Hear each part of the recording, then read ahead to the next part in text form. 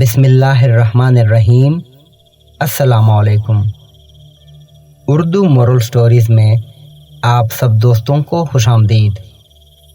सवाल था कि जन्नत में किस मज़हब के लोग दाखिल किए जाएंगे, यहूदी, ईसाई या फिर मुसलमान। इस सवाल के जवाब के लिए तीनों मज़ाहिब के उलमा को मदऊ किया गया।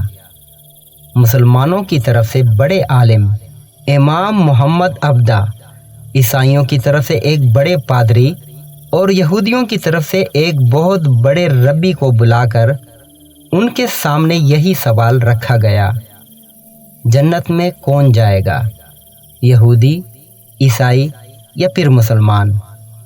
मुसलमानों की तरफ से इमाम मोहम्मद अब्दा ने खड़े होकर ऐसा मुदल्लल जवाब दिया कि महफिल में बैठे तमाम नाकिदीन के साथ ईसाई पादरी और यहूदी रब्बी अपना सा मुंह लेकर रह गए और बग़ैर कोई जवाब दिए खामोशी से उठकर चले गए। आपका जवाब मुख्तसर, जामे, माकूलियत से भरपूर, अदब व एहतराम के साथ, रवादारी की उम्दा मिसाल और हिकमत व दानाई का मुरक्का था। उनके जवाब ने सारे मुसलमानों के होंठों पर मुस्कुराहट बखेर दी और ये बाब हमेशा के लिए बंद हो गया।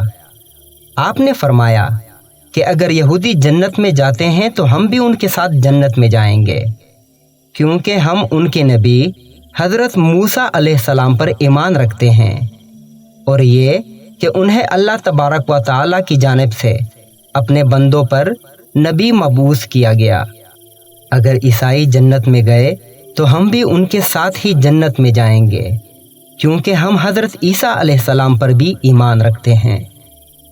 अल्लाह ताला ने उन्हें अपनी मखलूक की रहबरी और हिदायत के लिए नबी मबऊस किया।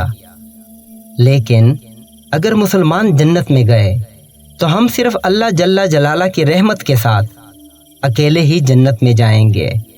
हमारे साथ कोई यहूदी और ईसाई नहीं जाएगा, क्योंकि उन्होंने हमारे नबी अकरम हज़रत मोहम्मद मुस्तफ़ा सल्लल्लाहु अलैहि वसल्लम को नहीं माना और ना ही उन पर ईमान लाए।